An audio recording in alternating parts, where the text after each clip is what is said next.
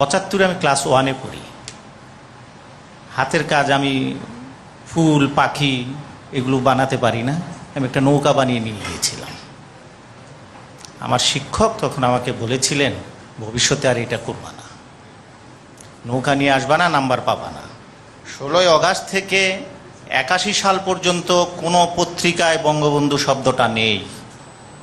এই যে 20টা 22টা অভ্যুত্থানের কথা বলা হয়, আমি এখনো সেই অভ্যুত্থানে নিহত পরিবারগুলোর সঙ্গে আমার দেখা সাক্ষাৎ হয়। তাদের কষ্ট কি এটা আমি বুঝাতে পারবো না।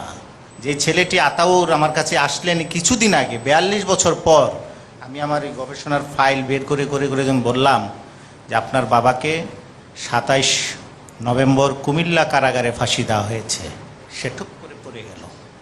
এই প্রথম সে জানলো তার বাবার মৃত্যুবার্ষিকী কবে। এই ইতিহাস তো একজনের না, প্রতি রাতে ঢাকা শহরে কারফিউ থাকতো।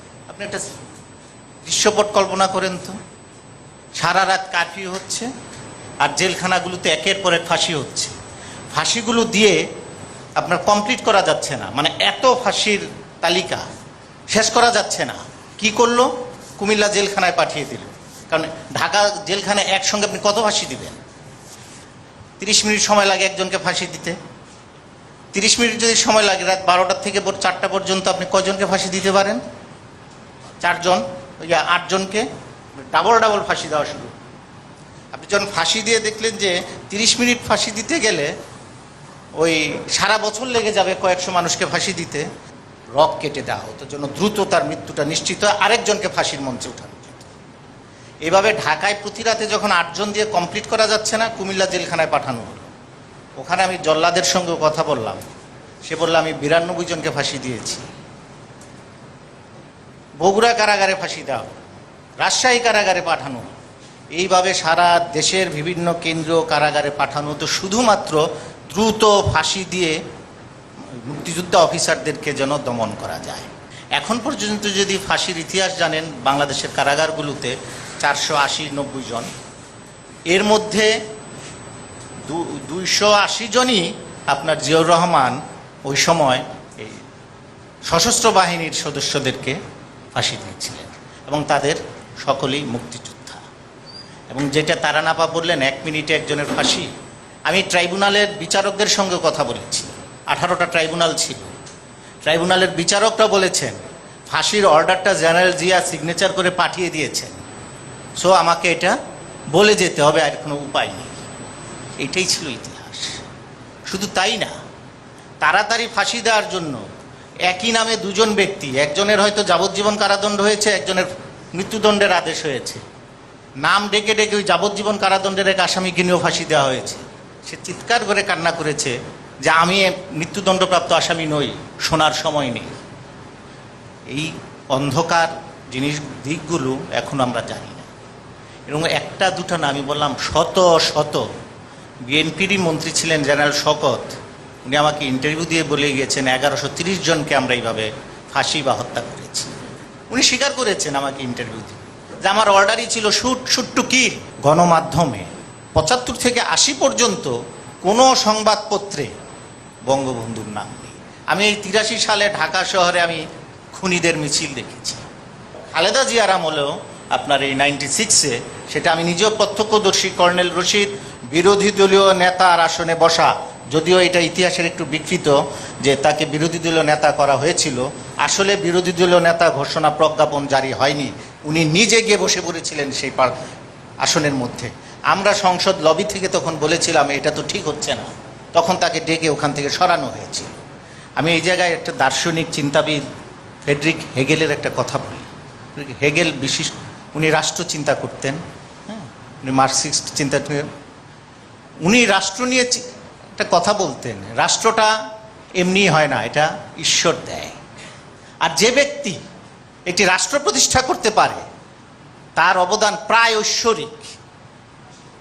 বঙ্গবন্ধু হলেন সেই পর্যায়ের একজন মানুষ, তাকে মূল্যায়ন বাঙালি এখনও করতে শিখেনি। তো এই বঙ্গবন্ধুকে মূল্যায়ন করতে হলে তাকে আরও বেশি বেশি পড়তে হবে। আমার জানা মতে জেনারেল এরশাদ ক্ষমতায় আসার পর আমি জেনারেল এরশাদের যে উপদেষ্টা ছিলেন ওই সময়ের যে এয়ারফোর্সের চিফ ছিলেন এই এজি মাহমুদ, আমি ওনার কাছে যখন যাই উনি বলেছিলেন জেনারেল এরশাদের আদেশে আমরা সমস্ত তথ্য প্রমাণ পুড়িয়ে ফেলেছি। এটা একটা অর্ডার ছিল। 83-তে সমস্ত তথ্য প্রমাণ সেনাবাহিনীর ভিতর থেকে পুড়িয়ে ফেলা হয়েছে।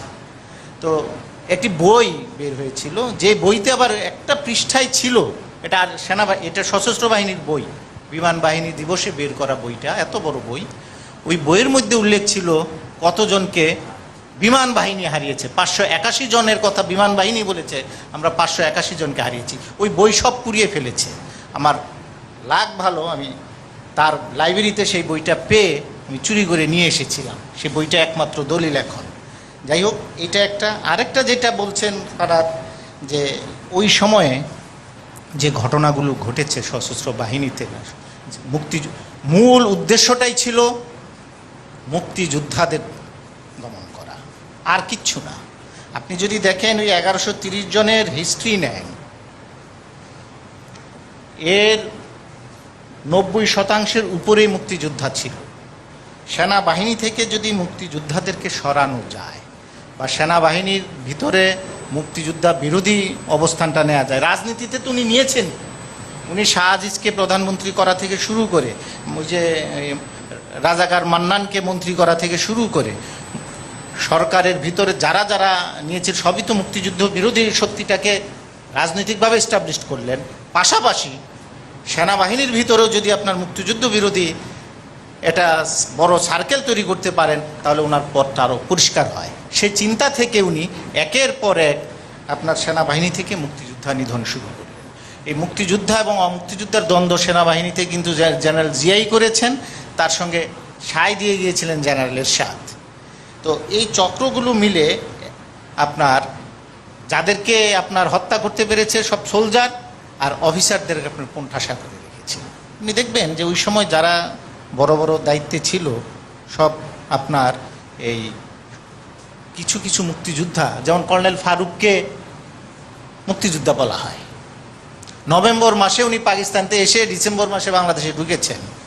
বঙ্গবন্ধু বলেছেন উনি যেহেতু এসেছেন ওনাকে মুক্তিযোদ্ধার স্বীকৃতি দিয়ে দেওয়া হোক।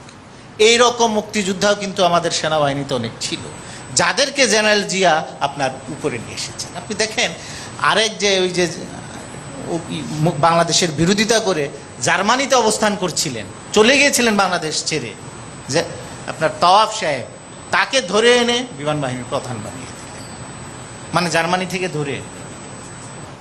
হ্যাঁ, তো জিয়ার বিরুদ্ধে তো একই অভিযোগ ছিল আপনার, জিয়াকেও আপনার এই জেনারেল ওসমানী শোকজ করে তাকেও কিন্তু আপনার ওই সেক্টর কমান্ডার থেকে সরিয়ে দিয়েছিলেন। এই ইতিহাসগুলো এই কারণে আমি বলি যে এই প্রশ্নগুলো আসবে, এই যে এই প্রশ্নগুলোর জবাব যেন একসাথে পাওয়া যায়। ইতিহাসগুলো জানার জন্য, যেহেতু আওয়ামী লীগ সরকার এখন আছে, আমি তো জানি না আওয়ামী লীগ সরকার সারা জীবন ক্ষমতায় থাকে কিনা, আবার যদি কোনোদিন জেনারেল জিয়ার বা বেগম জিয়া ক্ষমতায় আসেন, আবার তো নতুন করে ইতিহাস লেখা হবে। এই কারণেই এই ডকুমেন্টেশন দরকার, যে তখন চ্যালেঞ্জ করা যেত না। আমরা যখন হানাদার বাহিনী পড়তাম আমরা তো চ্যালেঞ্জ করতে পারতাম না, আমার কাছে আরেকটা ইতিহাস ছিল না, আমরা ওই ইতিহাসটাই দেখে এসেছি। এখন যেহেতু ইতিহাসের এই অধ্যায়গুলো আমরা জানতে পারছি, তাই এটা ডকুমেন্টেশন দরকার। পরবর্তী প্রজন্ম যখন আবার যদি কোনো দিন বৈরী সরকার আসে, আবার ইতিহাস চেঞ্জ করতে চায়, এই চ্যালেঞ্জটা করতে পারে যে না, আমরা তো আসল কাহিনী জানি।